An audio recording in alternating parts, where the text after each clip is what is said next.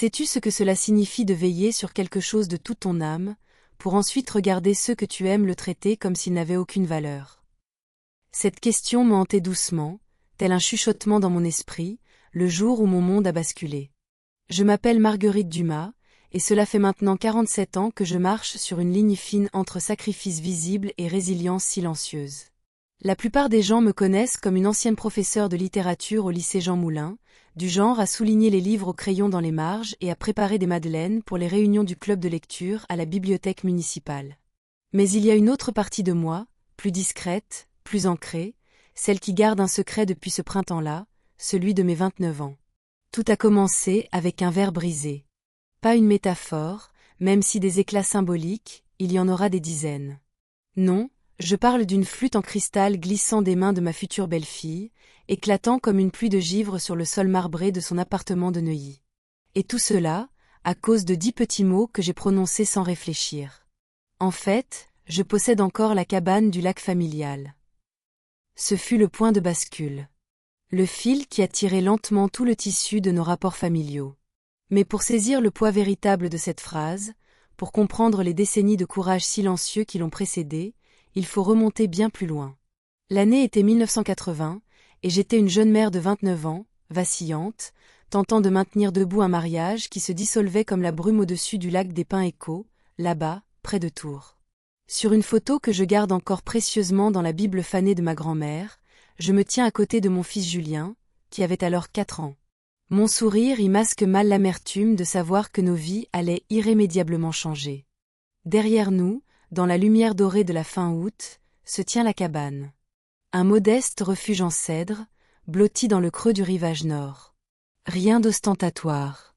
À l'époque, pas de plomberie moderne, pas de finition luxueuse. Mais chaque planche, chaque poutre a été posée par les mains calleuses de mon père, Thomas, chef de chantier et bâtisseur du dimanche, qui, durant presque 10 ans, a construit ce lieu avec plus d'amour que de ciment. Il ne bâtissait pas simplement une maison. Il façonnait un sanctuaire, un écrin de nos rires, de nos silences, de nos deuils, de nos histoires. Il disait souvent, d'une voix rocailleuse: « Margot, les gens pensent que le mot héritage veut dire fortune ou terrain. Mais c'est ce que tu aimes assez pour le garder vivant. » Je ne l'ai jamais oublié. Quand j'ai épousé Édouard Dumas, jeune prodige du droit des affaires à Paris, tout le monde parlait d'un conte de fées. La petite prof de province épousant l'héritier d'une famille influente de la capitale. Cela faisait de beaux titres dans le Courrier de la Touraine et de belles anecdotes dans les dîners mondains. Mais en coulisses, déjà, les fissures apparaissaient. Édouard était brillant, oui, mais aussi rigide. Le genre d'homme qui planifie même les silences entre 2 phrases. Pas de place pour l'imprévu. Et encore moins pour les rêves qui ne cadraient pas avec son schéma de réussite. Quand Julien eut 6 ans, les absences de son père se firent plus longues, plus nombreuses. Des voyages d'affaires, des dîners stratégiques. Et un jour, ces dîners comprirent quelqu'un d'autre, Claire, une jeune collaboratrice aux pommettes affûtées et aux plans de carrière limpides. Quand j'ai découvert leur liaison, j'ai eu la sensation que l'air quittait mes poumons, comme si l'on avait claqué la porte sur une vie que je n'avais même pas remarqué être en train de perdre. Le divorce fut froid, public, cruel.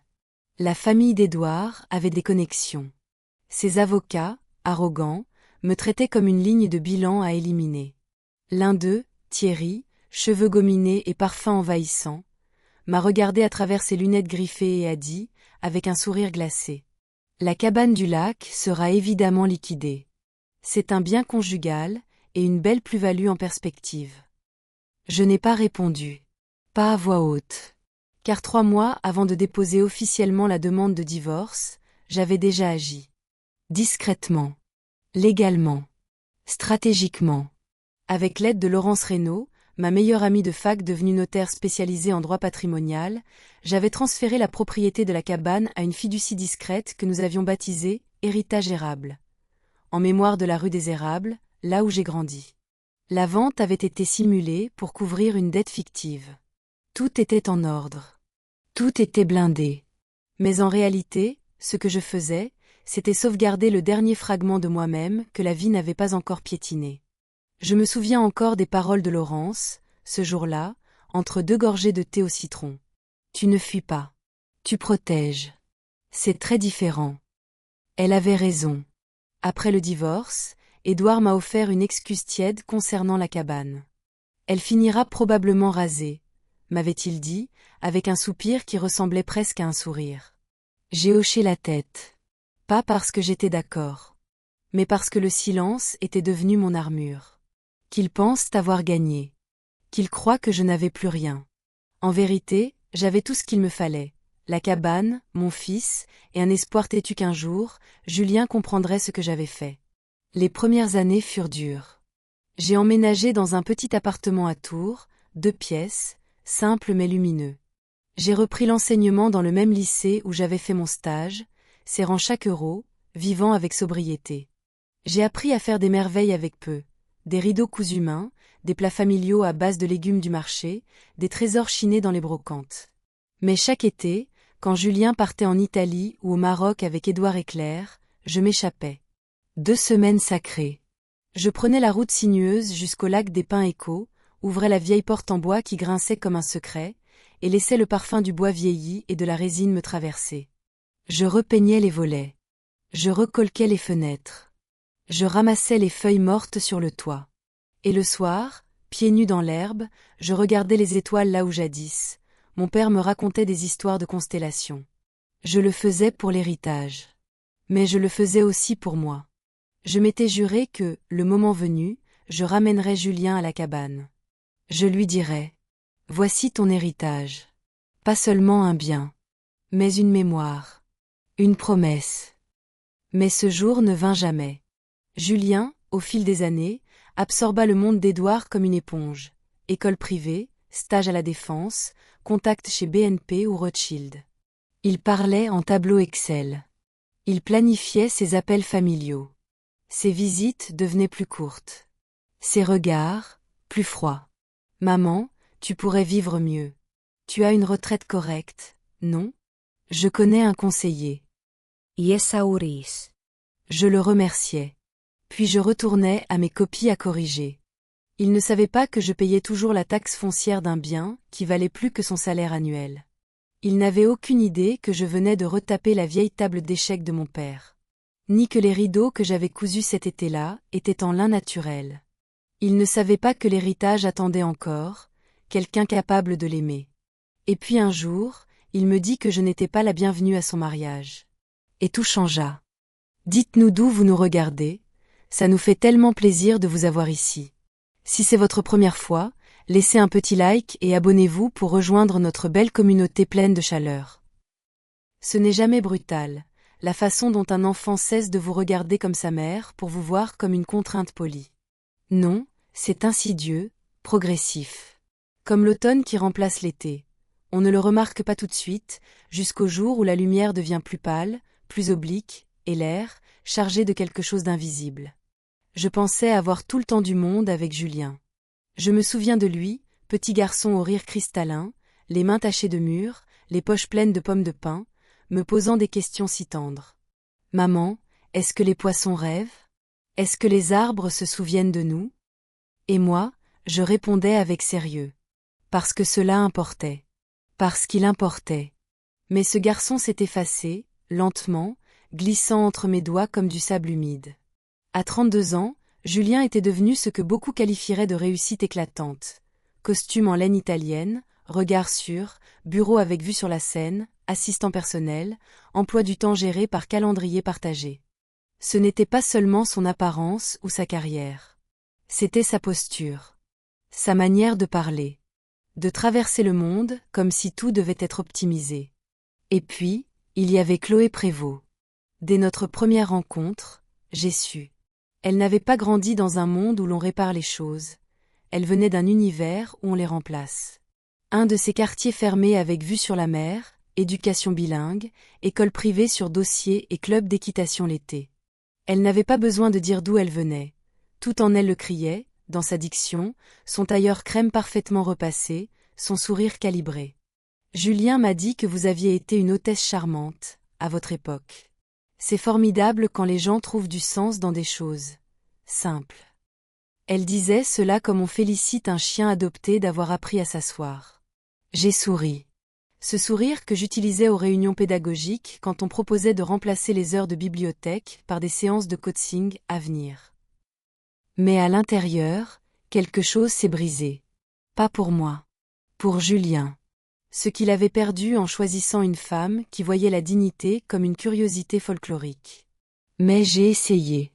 3 années de dîner, où l'on me servait du champagne millésimé, pendant que mes confitures maison restaient dans leur sac Kraft. 3 années à serrer des mains froides de gérants de fonds spéculatifs qui me parlaient de mon « petit lycée », comme on parle d'un orphelinat bien géré. 3 années à feindre que je n'étais pas invisible dans leur monde de verre, d'acier et de réseautage. Je me souviens encore d'un de leurs cocktails à Calvi, organisé dans la maison secondaire d'Édouard, ironiquement située à seulement 15 minutes en bateau de la cabane du lac. La mère de Chloé, bijou de froideur élégante, m'avait dit « Julien a tant d'ambition. C'est remarquable, surtout avec votre parcours. » Un compliment. En apparence. Mais j'en suis ressortie comme giflée. Et à chaque retour chez moi, l'amertume grandissait. Ce n'était pas simplement être exclu de leur monde. C'était le sentiment de n'avoir même pas été envisagé comme digne d'en faire partie. Quand j'ai pris ma retraite, après 34 années d'enseignement, j'ai organisé une petite réception dans la bibliothèque du lycée. Des affiches peintes à la main, des cupcakes faits maison, des élèves, certains devenus parents à leur tour, venus me dire merci. L'un d'eux m'a serré dans ses bras en chuchotant. Vous m'avez fait croire que je pouvais être plus que ce que ma famille m'avait dit. J'ai pleuré dans le placard à fourniture. Julien est arrivé en retard. Et reparti tôt. Entre 2 bouchées de tarte, il m'a conseillé de songer à profiter enfin de la vie, et peut-être de déménager dans un quartier plus adapté. Il connaissait un courtier. Ou un conseiller. Ou un programme. Il n'était pas méchant. C'était pire, il était condescendant avec douceur. Il ne savait pas que je payais toujours les impôts sur une propriété en bord de lac estimée à plusieurs millions d'euros. Il ne savait pas que j'avais appris l'investissement via les collègues de la salle des profs. Parce que je ne lui avais jamais dit. Et c'est peut-être là, mon erreur. Le coup de grâce est venu un après-midi de printemps. Chloé m'a invité à déjeuner. Seule. Déjà, cela sentait le piège. Restaurant chic. Menu sans prix. Voiturier à l'entrée. Odeur de citron et de velours. Après quelques politesses, elle a penché la tête légèrement, la voix douce mais tranchante comme une feuille de scalpel. Marguerite, nous voulions vous parler du mariage. J'ai hoché la tête, sans me méfier encore. J'avais déjà réservé mon billet. J'avais passé 3 week-ends à coudre une robe bleu nuit, réplique modeste de celle que je portais le jour de mes noces. Mais ce qu'elle a dit ensuite m'a glacée. Avec toute la famille d'Édouard présente, ses associés, et les amis proches de mes parents, nous cherchons une esthétique bien particulière. Esthétique. Pas un moment de célébration. Pas une réunion de famille. Une mise en scène. Nous pensions qu'il serait peut-être plus confortable pour vous de célébrer avec nous plus tard, à notre retour, autour d'un dîner intime. Voilà. Elegant tone. Parfumé à la politesse. Mais clair. On m'avait désinvité. Du mariage de mon fils unique. Je suis rentrée chez moi sans dire un mot. Pas de radio. Pas de larmes. Juste le bourdonnement de l'autoroute et une idée qui prenait lentement racine. Pas de colère. Pas de vengeance. De la lucidité. Si Julien et Chloé voulaient un mariage sans ma présence gênante, alors soit. Mais ils allaient aussi devoir vivre sans l'héritage que je gardais en silence. Et la cabane? Ce refuge de mémoire et d'amour? Elle n'attendrait plus ceux qui n'en voient pas la valeur. On dit souvent que le chagrin vient par vagues. Mais ce qu'on ne dit pas, c'est qu'il peut aussi monter lentement, silencieusement, jusqu'à ce que l'on se retrouve à suffoquer, dans une pièce pleine de sourires polis. C'est exactement ce que j'ai ressenti ce soir-là, assise en face de Julien et Chloé, dans leur appartement de la résidence Bellevue, un cube de verre et de chrome surplombant la scène, baigné de lumière dorée artificielle, aussi froid qu'élégant. Julien était impeccable, comme toujours. Blazer bleu nuit, chaussures en cuir italien, parfum boisé subtil. Chloé portait un chemisier ivoire qui brillait doucement sous le halo du lustre design. Le tout composait une mise en scène parfaite. Presque trop parfaite. Mais sous cette perfection, quelque chose se fissurait.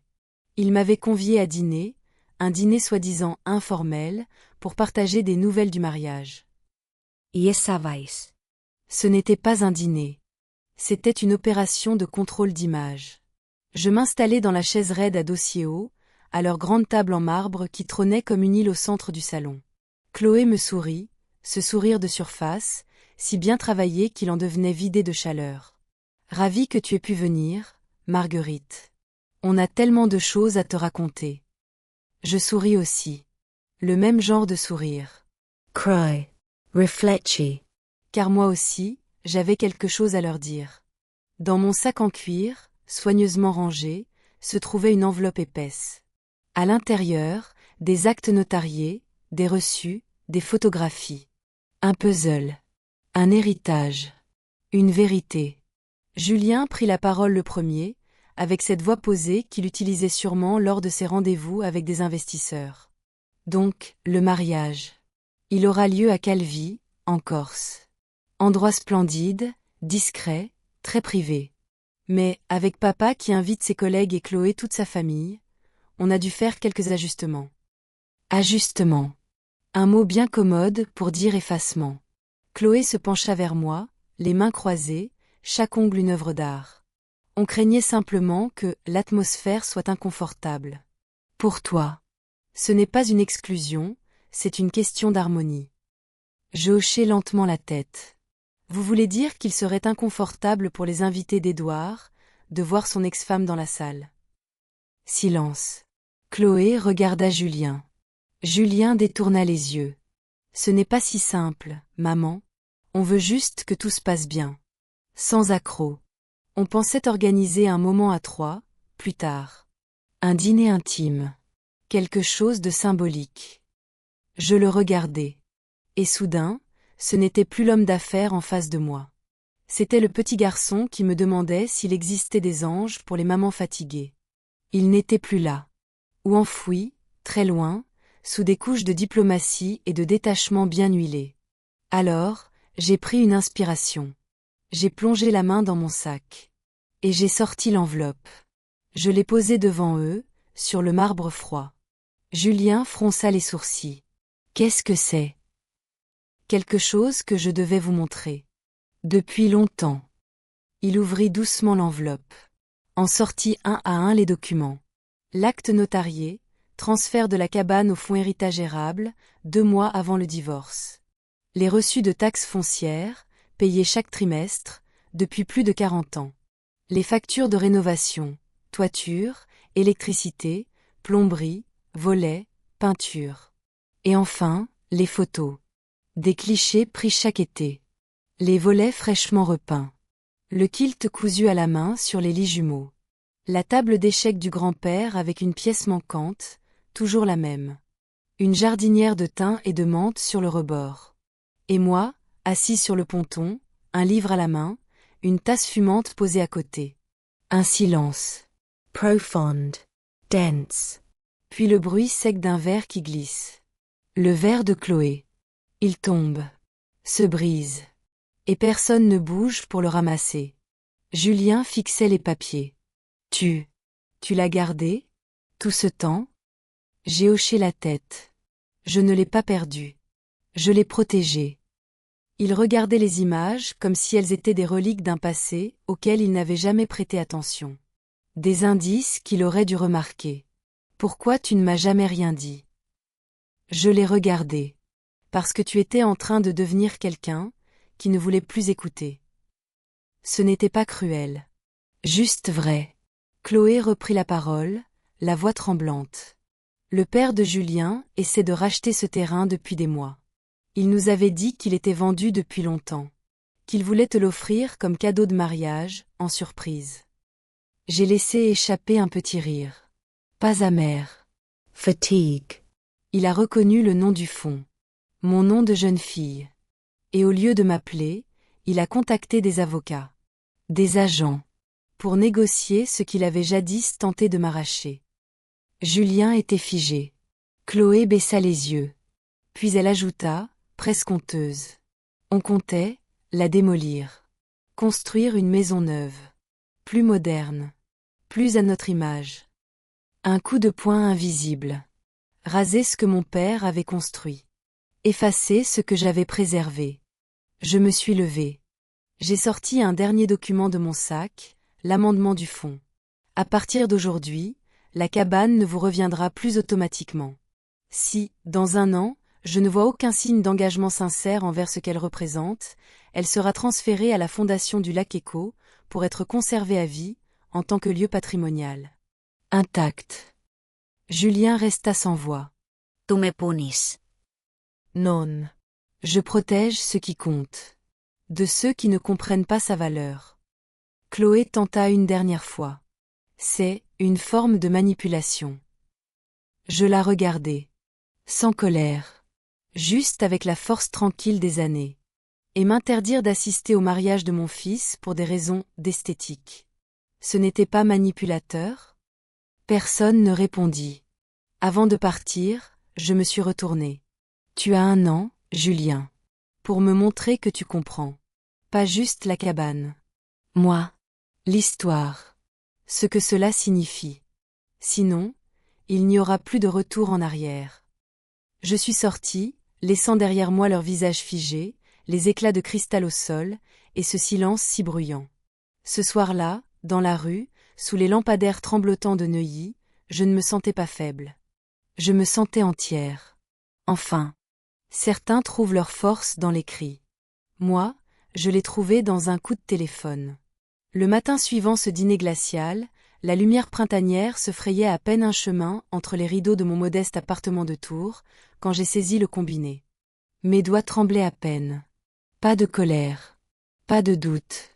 Seulement cette certitude calme qui vous enveloppe quand, après avoir longtemps été ignoré, vous décidez enfin de parler à voix haute. À l'autre bout du fil, il n'y eut qu'un soupir, puis une voix familière. Il a essayé de reprendre la cabane, n'est-ce pas? Laurence Reynaud. Ma confidente depuis la fac. Avocate chevronnée en droit des successions, et l'unique personne à connaître chaque strate de mon silence stratégique. Je n'ai pas eu besoin de répondre. Elle savait. Viens au cabinet aujourd'hui. On va poser les fondations. Pour de bon. Le bureau de Laurence, à Angers, n'avait guère changé depuis qu'elle y avait apposé sa plaque dorée 20 ans plus tôt. Boiserie en noyer, fauteuil en cuir patiné, rayonnage aligné de code civil et de photos en noir et blanc. Sur le bureau, une bougie au jasmin, une photo d'elle et de sa femme dans un verger, et un cliché jauni de nous deux, à la fac, bras croisés, cheveux indomptables, rire suspendu. Elle me tendit une tasse de thé à la verveine. Tu as déjà fait le plus difficile, Marguerite. Tu as super server. Maintenant, il s'agit de transmettre. À qui le mérite? Ou pas du tout. Pendant 2 heures, nous avons tout repris, ligne par ligne. La fiducie héritage érable était solide comme une cathédrale. J'en étais l'unique fondatrice, bénéficiaire et gestionnaire. L'acte amendé prévoyait désormais que, sans preuve concrète d'une volonté sincère de préserver l'âme du lieu, la cabane serait léguée à la Fondation du Lac Écho, association dédiée à la préservation des rivages, des forêts et du patrimoine rural de la région. Ils veulent la classer comme bien patrimonial, expliqua Laurence en glissant vers moi un dossier. Ils la maintiendront telle qu'elle, ouverte aux écoles, aux visiteurs, protégée à jamais des promoteurs. Ce n'était pas un abandon. C'était un acte de résistance douce. Avant que je ne parte, Laurence me posa une dernière question. Tu veux informer officiellement Julien? Par huissier? Par recommandé? J'ai réfléchi. Non. Je veux lui dire moi-même. En face. Qu'il voie mes yeux. Qu'il entende ma voix. Sans intermédiaire. Je n'étais pas dans la vengeance. J'étais dans la vérité retrouvée. 3 jours plus tard, j'ai pris la route. La vieille route forestière menant au lac des Pins Échos serpentait entre les troncs élancés, leurs feuilles naissantes d'un vert tendre frémissant dans l'air tiède. À mesure que j'approchais, les souvenirs me revenaient comme des odeurs. La résine sur les doigts de mon père. Le rire de Julien, 6 ans, émergeant de l'eau froide, frissonnant, les yeux brillants. J'ai été courageux, maman. Tu as été magnifique, lui avais-je répondu. La cabane n'avait pas changé. Et pourtant, elle contenait toutes mes métamorphoses. À l'intérieur, les volets grinçaient comme autrefois. Le vieux tourne-disque attendait sur l'étagère, encore aligné à côté d'un vinyle de Charles Trenet. La table d'échecs était dressée, incomplète, comme mon histoire avec Julien. Et dans le grenier, sous la couche de poussière, les livres de son enfance reposaient encore. Je passais la nuit là, seule. Pas par solitude. Par reconnaissance. Je lus des lettres de ma mère, griffonnées sur du papier jauni, relatant des jours simples où la lumière suffisait à rendre tout beau.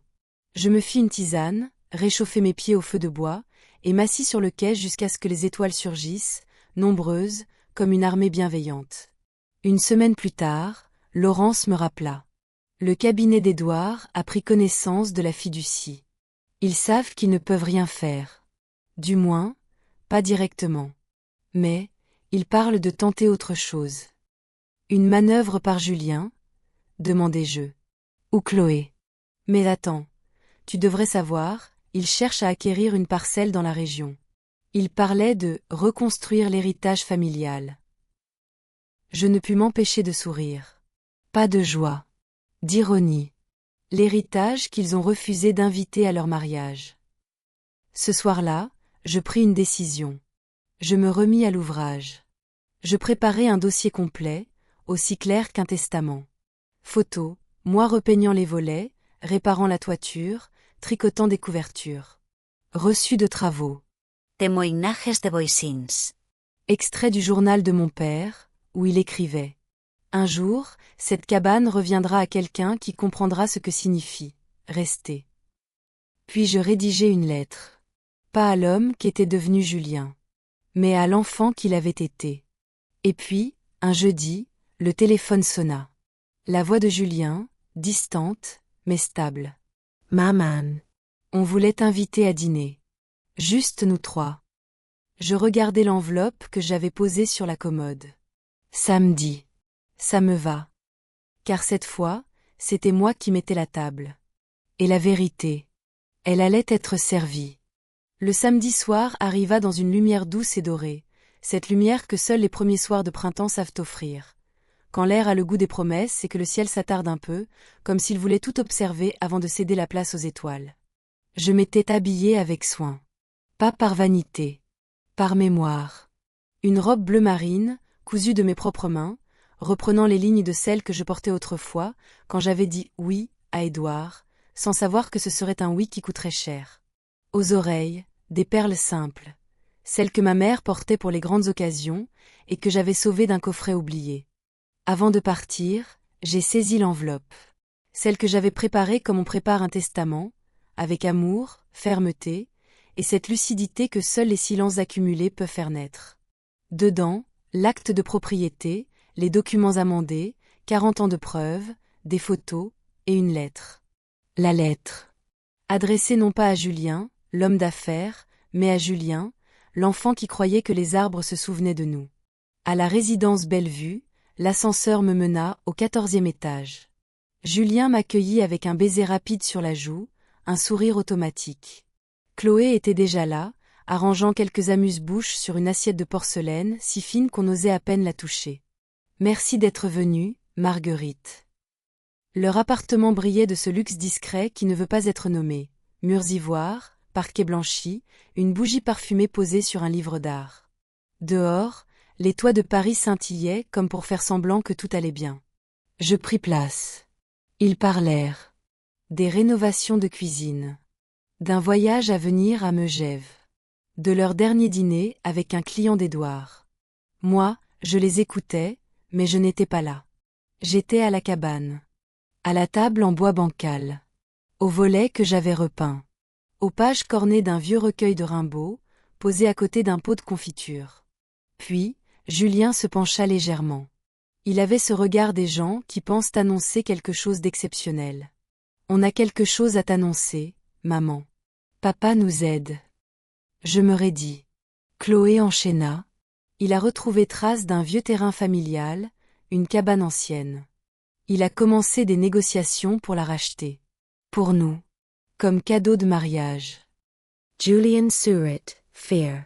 C'est bien celle-là. Les volets verts, la cheminée en pierre. On va la reconstruire. En faire quelque chose de plus moderne. Un espace à nous. Pour recevoir. Pour tourner la page. Tourner la page. Comme s'il s'agissait d'un vieux cahier d'école. Effacer. Reacquire. Sans même lire ce qui avait été inscrit en pleurant, en aimant, en priant. Chloé poursuivit, avec enthousiasme. On s'est dit que tu serais ravie. C'est une manière d'honorer le passé tout en avançant vers l'avenir. Je souris. L'entertainment. Puis, je posai l'enveloppe sur la table. Julien la fixa. C'est quoi? La vérité, dis-je doucement. Il ouvrit. Un à un, il découvrit les documents. L'acte de propriété, transféré au fonds héritage érable. Les reçus de taxes, payés avec régularité pendant plus de 40 ans. Les photos. La cabane dans toutes ses saisons, les rideaux cousus à la main, le potager minuscule à l'arrière, la cabane repeinte par mes soins, les couvertures brodées. Il s'arrêta sur une photo de moi, assise sur le ponton, un livre à la main, un thé fumant à côté, les cheveux gris ramenés en chignon, le regard perdu vers le lac. Chloé murmura. Vous l'avez encore. Je ne l'ai jamais perdue. Je l'ai cachée. Pour la sauver. Julien leva les yeux, les siens embués d'un doute que je ne lui connaissais plus. Pourquoi tu ne me l'as jamais dit? J'aurais pu lui répondre 1000 choses. Parce que tu n'écoutais plus. Parce que tu avais honte de ce que j'étais.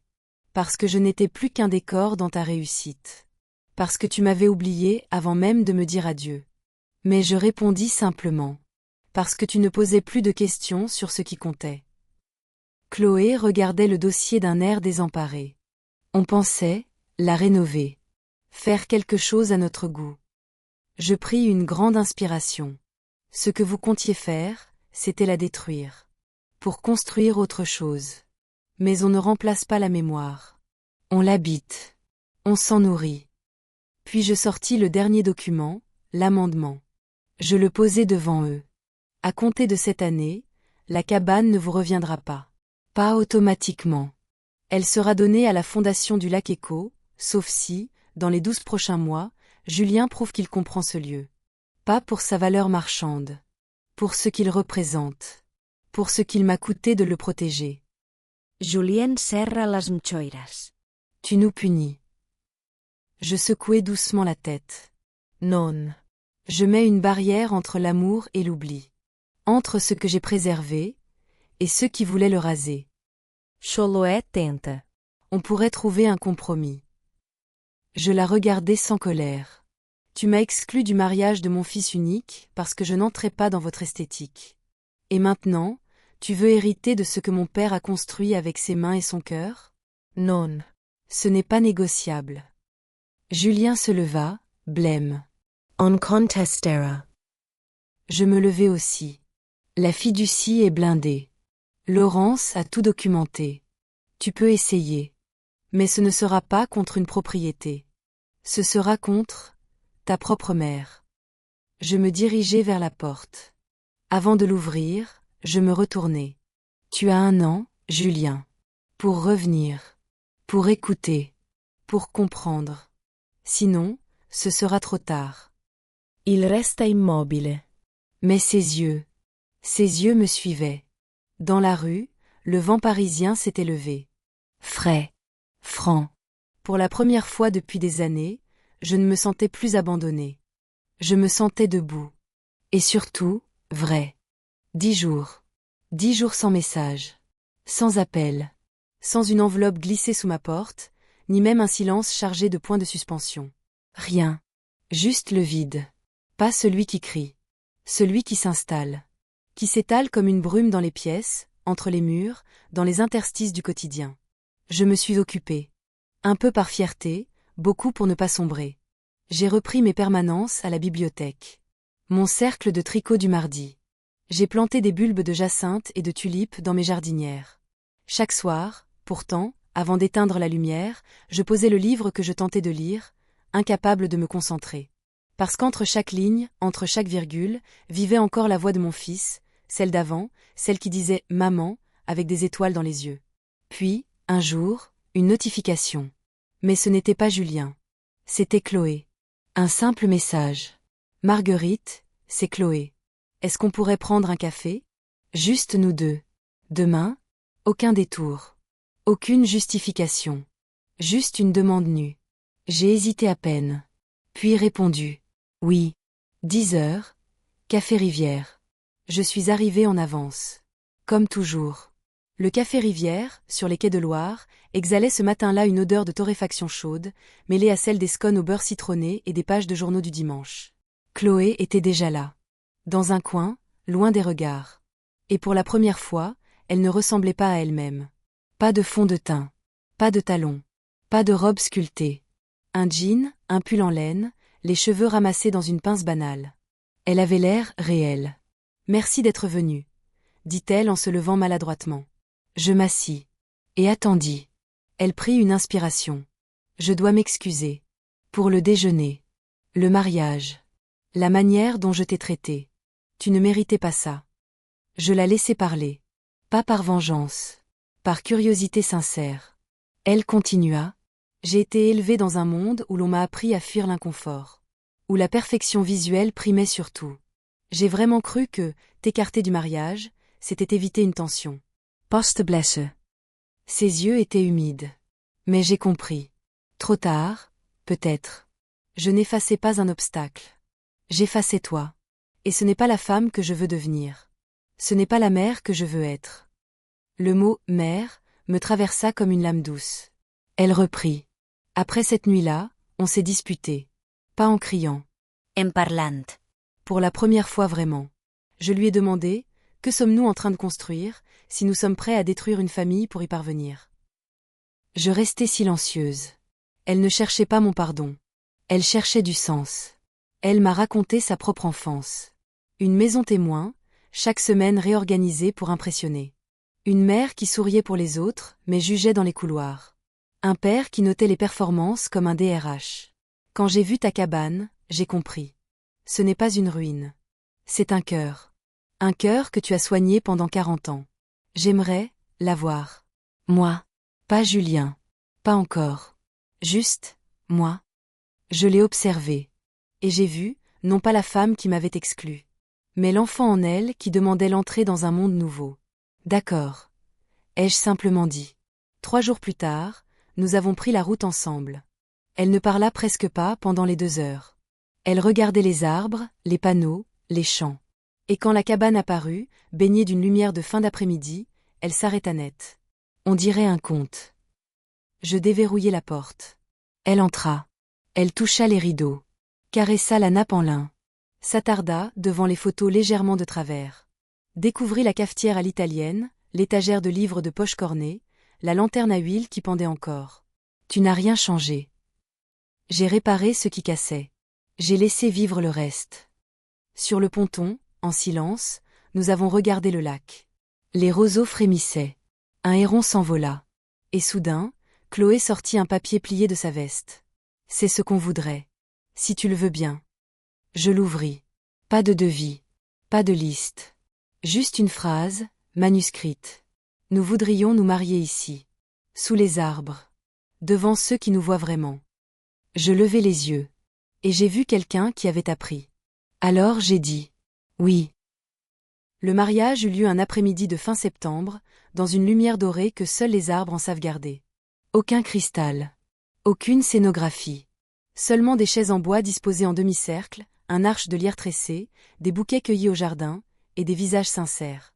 Julien attendait sous l'arche, un peu nerveux. Sa veste bleu marine légèrement froissée, une cravate empruntée à Édouard. Oui, même ce pont-là avait été un peu réparé. Quand Chloé s'avança, pieds nus sur l'herbe, dans une robe fluide et une couronne de fleurs sauvages, il pleura. De braies larmes. Les jours précédents, il était venu. Outil en main. Je veux comprendre. Apprendre. Pas seulement comment ça tient debout. Mais pourquoi tu l'as gardé?